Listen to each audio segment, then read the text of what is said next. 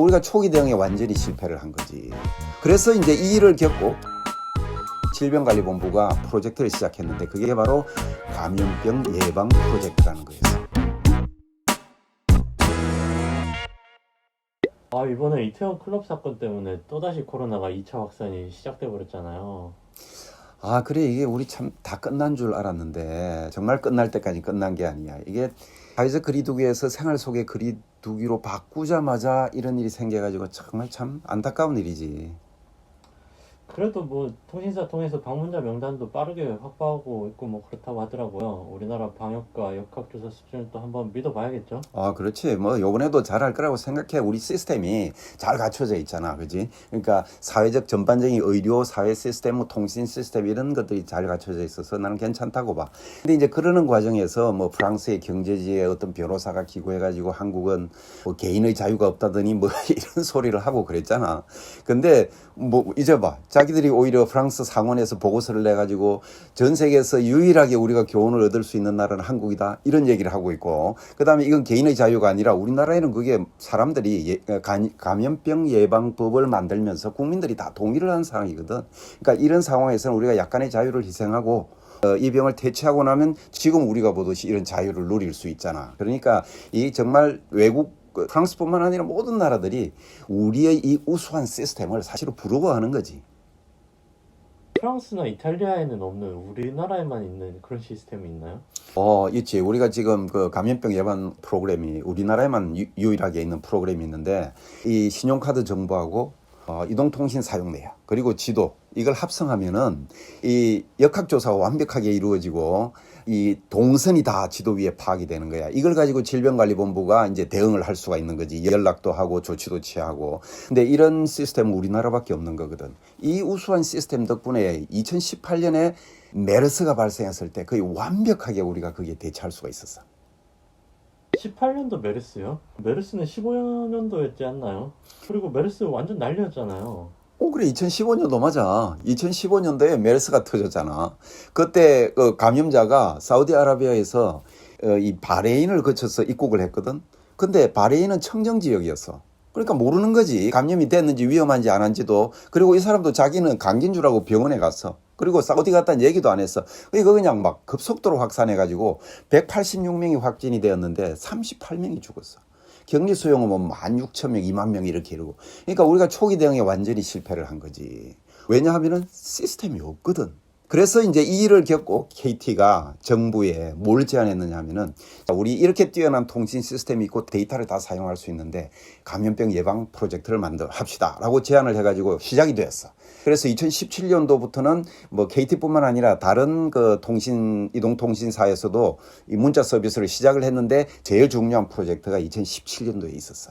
BC카드 KT 질병관리본부가 프로젝트를 시작했는데 그게 바로 감염병 예방 프로젝트라는 거였어. 어마어마하게 효율적인 감염병 예방 시스템이 구축이 된 거야.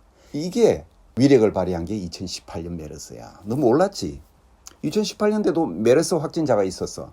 그때 쿠웨이트에서 아랍에미레이트를 거쳐가지고 한국으로 들어왔는데 아랍에미레이트가 감염 발원지였거든. 근데 그 사람이 아랍에미레이트에 있을 때 바로 질병관리본부가 SMS를 보낸 거야. 위험하다. 조심해라. 그리고 들어오면 바로 입원해라. 들어와서 병원에 가서 검사를 했더니 실제로 확진이 된 거야. 근데 거기서 바로 치료를 하고 끝나버렸어. 단 한 명의 확진자도 발생하지 않았어. 어마어마한 효과를 본 거지. 그러니까 여기에 고무돼가지고 KT가 이게 우리만 해서는 안 되겠다. 글로벌하게 한번 해보자. 왜냐하면은 외국에서 우리나라 사람들이 어떻게 어디를 갔는지, 또 외국인들이 한국에 왔을 때 어디에 갔다 왔는지를 우리가 알 수가 없어. 왜냐하면은 로밍 서비스를 해도 로밍 서비스는 우리나라 통신사와 외국 통신사 간의 계약이지 그 다음에 우리가 정보를 가질 수가 없는 거야. 그러니까 외국도 협조를 해줘야 완벽하게 글로벌한 방역 시스템이 만들어지거든. 그래서 그걸 위해서 KT가 노력을 무지하게 많이 했어. 지금도 이제는 이제 그 노력의 결과로 말레이시아, 라오스, 케냐 이런 데서 이제는 시작을 했어. 그리고 그뿐만 아니라 국제기구, 그리고 연구기관, 그리고 재단들, 예를 들면 빌 게이츠 재단, 락펠러 재단 뭐 이런 데하고 같이 공동으로 지금 이 시스템을 구축하려고 노력을 하고 있거든. 정말 KT가 대단한 일을 한 거지. 그러니까 우리와 같은 이런 우수한 시스템을 갖춘 나라는 우선 뭐 존재하지 않을 뿐만 아니라 우리가 앞장서서 이렇게 글로벌하게 이런 시스템을 구축하자라고 정말 리드하고 있다는 게 굉장히 자랑스럽잖아. 근데 이게 굉장히 효과적인 시스템이 될 거야. 이렇게 노력한 KT에게는 뭐 어떤 이익이 있나요? KT가 이 프로젝트를 이익을 보고 하는 건 아니지. 그러니까 이 SDG 중에 하나인 감염병 예방 프로그램, 이거를 위해서 이제 KT의 핵심 역량을 이용해 가지고 사회적 가치를 창출하고 어려운 사람을 도와주고, 그러면 얼마나 좋은 일이야. 그지? 그런데 이런 프로젝트가 우리가 성공한 사례들을 보면은 여기서 끝나는 게 아니야. 장기적으로 보면은 이게 비즈니스 모델로 발전하고 경제적 성과를 내거든. 그러니까 우리가 그 유니레버의 샥티 프로그램에서 봤듯이 BOP 성공 사례들도 보면은 개도국에서 이 사회적 가치를 창출하면서 동시에 큰 경제적 성과를 갖고 오거든. 그런데 이런 성공 사례를 만들기에 사실은 통신업이 제일 좋은 업종이야. 예를 들면은 2007년에 영국의 보다폰이라는 그 통신회사가 이 케냐에서 엠페사라는 프로그램을 시작을 했는데, 그게 뭐냐면은 핸드폰을 이용해 가지고 송금 결제 이런 서비스를 하는 건데, 이게 아무것도 아닌 것처럼 보여도 그런 나라에는 은행 시스템이 없어요. 송금 결제를 할 방법이 없어. 이거를 할 수 있도록 만들어준 프로그램이었는데 이게 대히트를 한 거야. 그리고 보다폰에도 엄청난 그 경제적 이익을 가져다 주었거든. 그러니까 우리나라 기업들도 김장, 연탄 이런 거 하던 거는 이제 다 그만둬야 돼.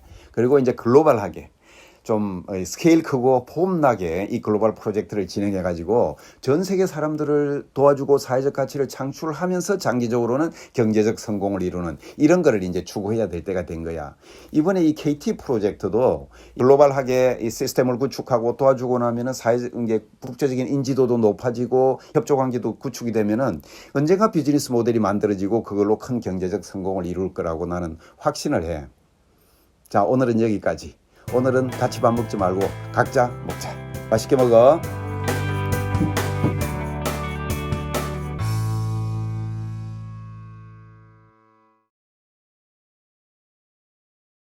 제 새 책이 나왔습니다. 책임지고 돈 버는 기업들. CSR에 관련된 사례들을 묶어서 아주 재밌게 만든 책입니다. 이 기업체에서 이 관련된 일을 하시거나 CSR에 관심 있는 분들이 아주 재밌게 읽을 수 있습니다. 온라인 서점에서 구매하실 수 있고요. 새 책이 나왔는데 그냥 갈 수는 없죠.